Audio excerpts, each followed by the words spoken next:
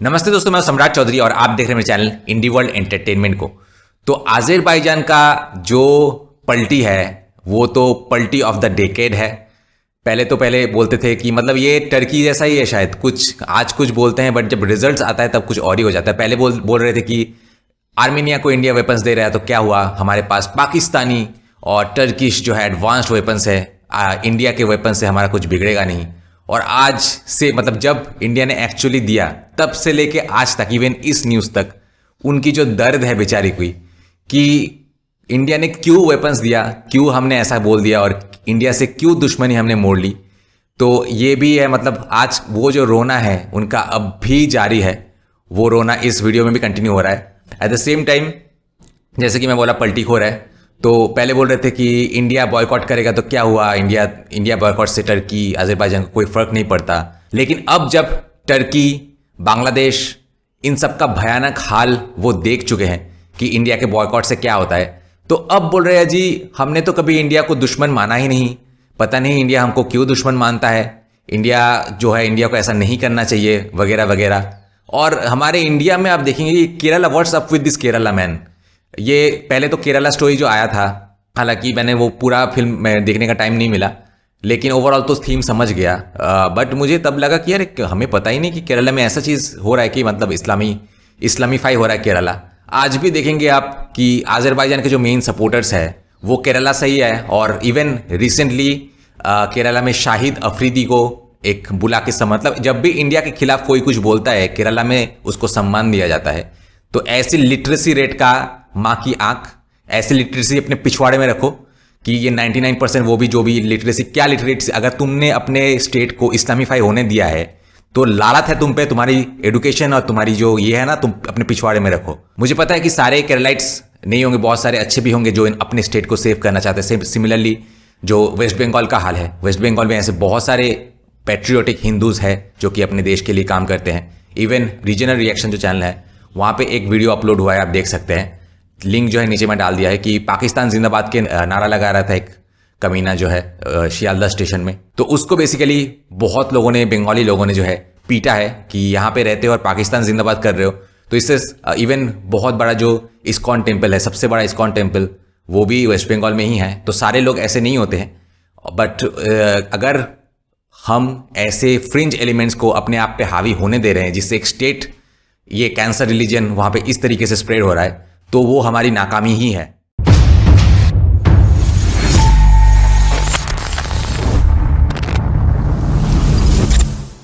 दोस्तों, मैं मेरे बिजनेस पार्टनर्स के लिए बहुत सारे चैनल्स क्रिएट करके उनको इनकम सोर्स जनरेट करके दे रहा हूं। खास करके एनआरआईज के लिए तो ये बहुत ही हेल्पफुल है। आपको इंडिया में पैसे भेजने के लिए बहुत सारे कमीशंस एंड चार्जेस देने पड़ते हैं, लेकिन अगर आपका इंडिया में एक यूट्यूब चैनल हो तो you can generate income for your family and you can save on those tax and additional charges. अगर आपको भी मेरे साथ पार्टनरशिप में चैनल स्टार्ट करना है तो मुझे कॉन्टैक्ट कीजिए इस नंबर पे।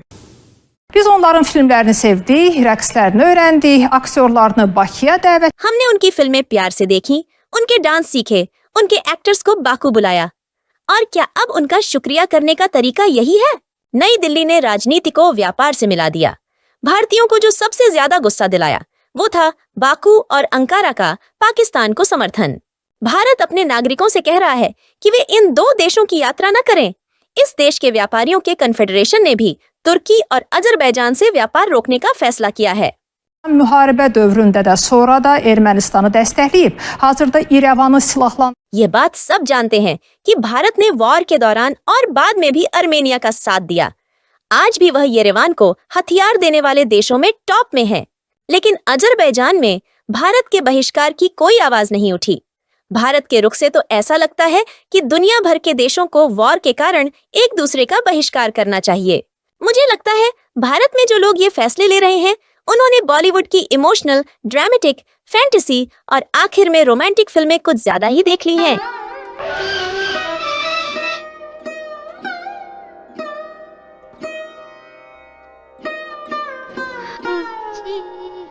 जीता व गीता, सीता और गीता एक जमाने की मशहूर भारतीय फिल्म। आज भी अजरबैजानी दर्शक इस फिल्म को बड़े चाव से देखते हैं। भारतीय फिल्में अजरबैजान में हमेशा से पसंद की जाती रही हैं।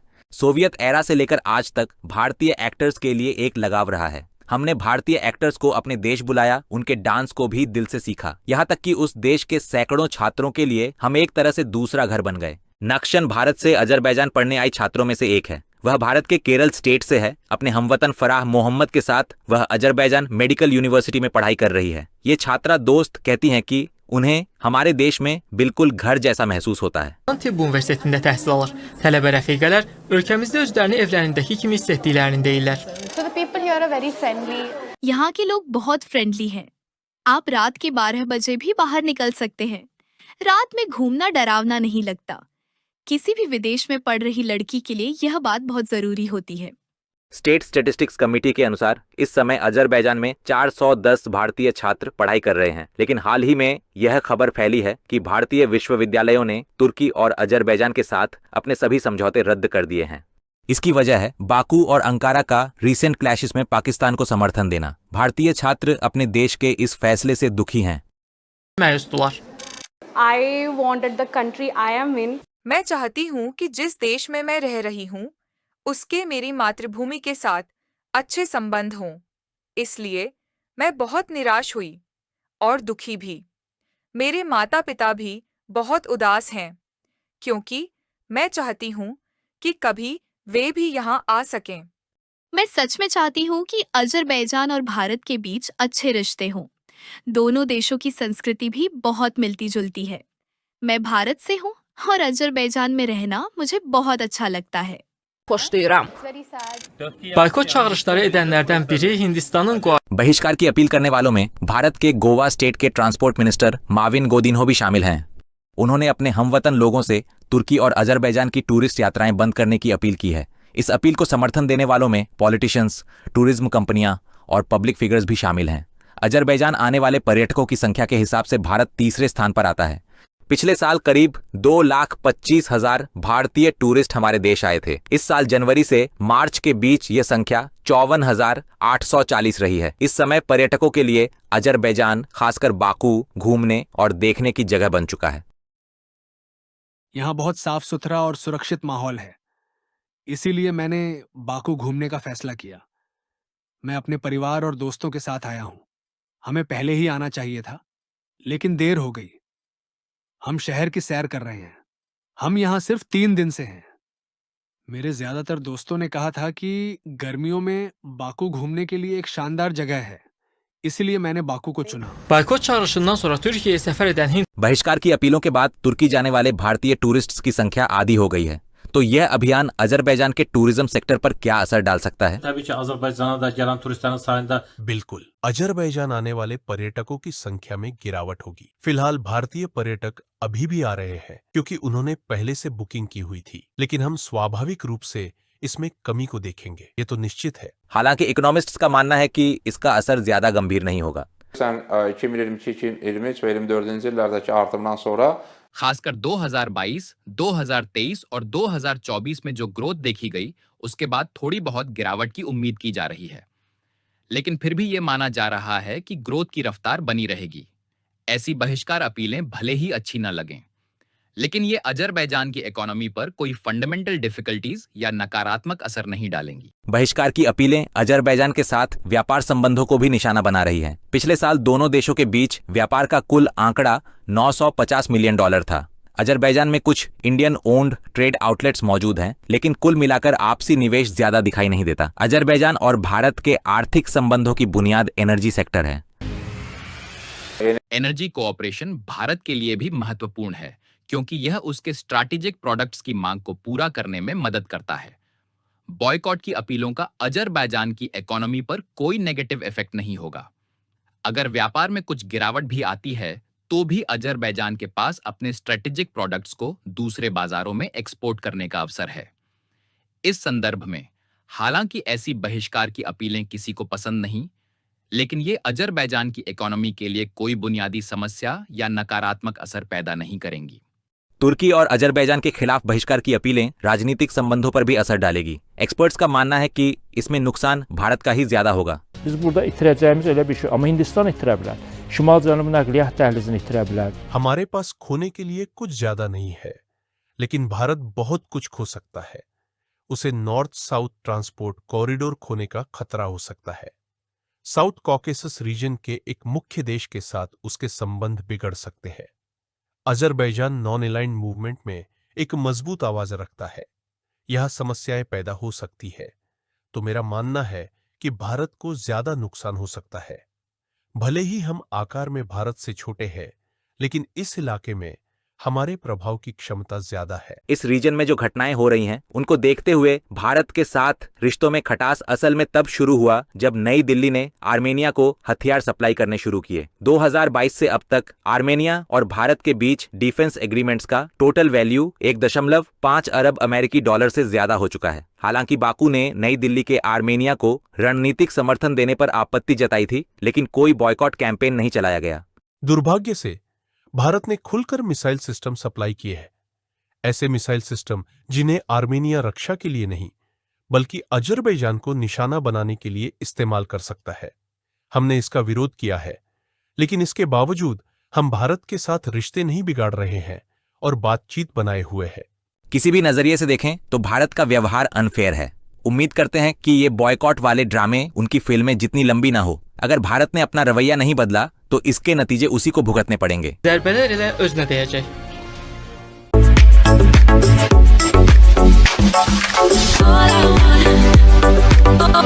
कमेंट्स में सुलेमान यलमंग्स ने लिखा है कि बॉयकॉट हमारे लिए अच्छा है, हमें भी भारत का बॉयकॉट करना चाहिए। तुर्की, अजरबैजान और पाकिस्तान हमें एक साथ होने की खुशी है।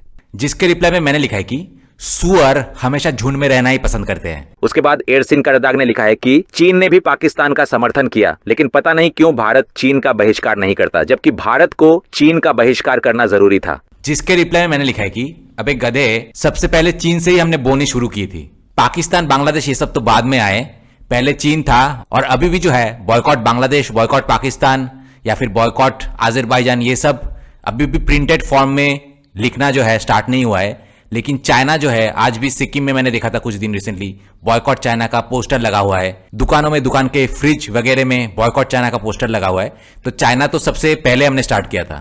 तो सरक छाप जाहिल, कभी पढ़ाई लिखाई भी कर लिया कर। क्या के बाद मेकनून ने लिखा है, भारत ने अच्छा किया, मैं आपके लिए हाथों से ताली बजाता हूं। हमें इसकी जरूरत थी। सालों से वे पाकिस्तान पर जुल्म कर रहे हैं, जिसे हम भाई कहते हैं, और हम भारत से दोस्ती जैसा बर्ताव कर रहे थे, जो नफरत फैलाता है, मुस्लिमों पर जुल्म करता है और गायों को प्यार करता है। हमें यह मिलना ही चाहिए था। उम्मीद है अब हम सही कदम उठाएंगे। जिसके रिप्लाई में मैंने लिखा है कि बहुत अच्छा काम तूने जो बोला है कि हाथों से ताली बजाओ, थोड़ा ताली बजाने से पहले चूड़ियां भी पहन लेना और भी अच्छा सूट करेगा। और तुम लोगों ने ये प्रूव कर दिया है कि तुम्हारे जैसे इंसान से गाय को प्यार करना ज्यादा अच्छा है। उसके बाद कुआराबा ने लिखा है कि दुनिया एक घर है, भारत उस घर का शौचालय है, आर्मेनिया उस शौचालय का शौचालय है और ईरान उस शौचालय का भी शौचालय है।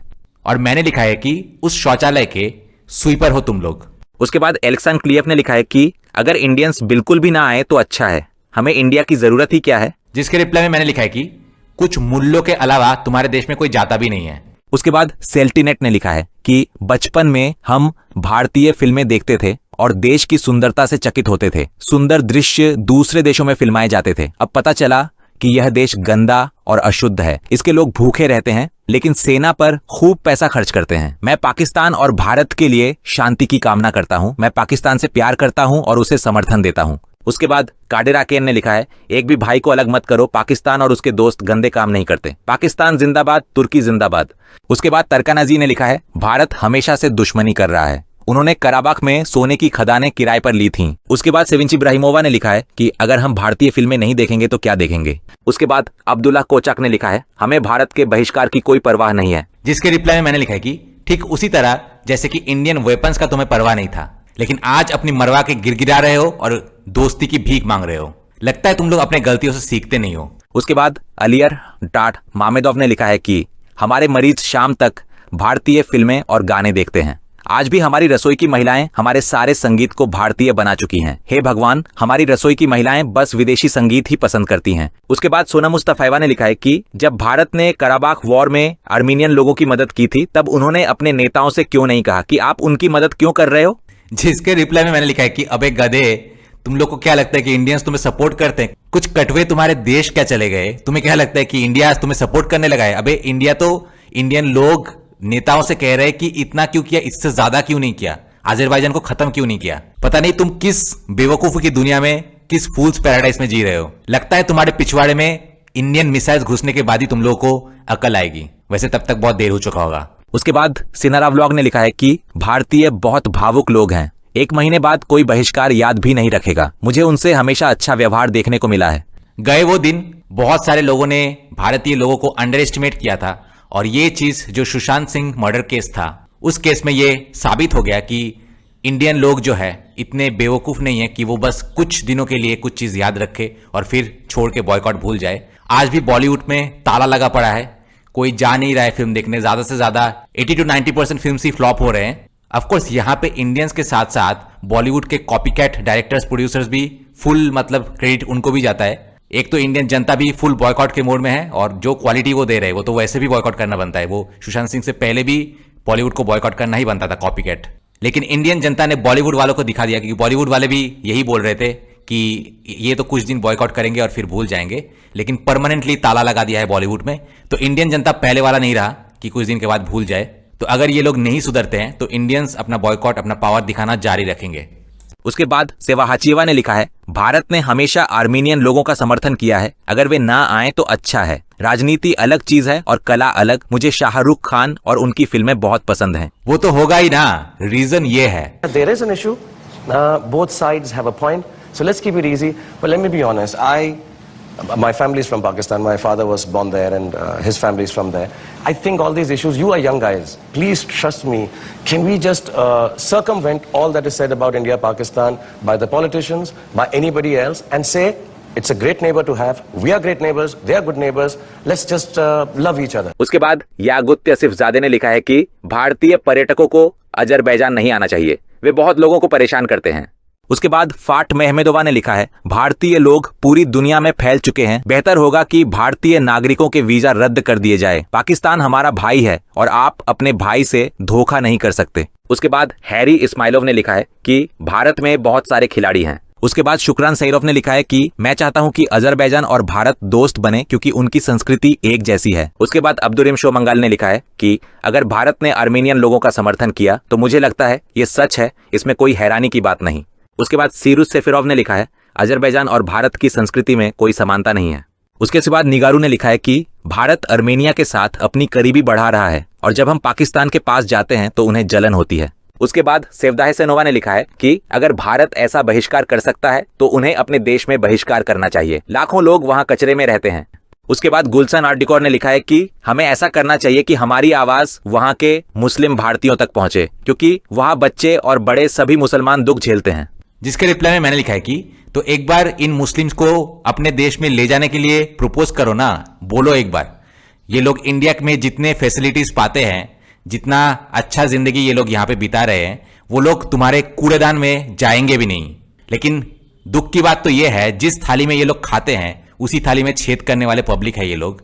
और इंडिया ने क्यों रखा है मुझे नहीं पता, इससे अच्छा कि बलोचिस्तान और सिंध ये सब जो है ये इंडिया के लिए ज्यादा लॉयल है। ये अगर इंडिया के पार्ट्स हो तो ज्यादा बेटर होगा। जो पाकिस्तान, अजरबैजान इनकी गुण गाते हैं उनको इन्हीं देशों में भेजो और ये जो कमेंट सेक्शन में बाहे फैलाए हुए इनको एक्सेप्ट करने के लिए इंडिया से कचरे को साफ करो और अपने देश में लेके जाओ। देखता हूं कि कितने दिन तुम इन लोगों को रख पाते हो अपने देश में, और देखता हूं कि हमारे जो इंडियंस के जो दोगले लोग हैं वो बाहर के देशों में जाके, सो कॉल्ड मुस्लिम देशों में जाके कितने दिन अच्छे से रह सकते हैं। तो दोस्तों आज का वीडियो यहीं पे खत्म करूंगा, मिलता है नेक्स्ट वीडियो में। Till then good bye.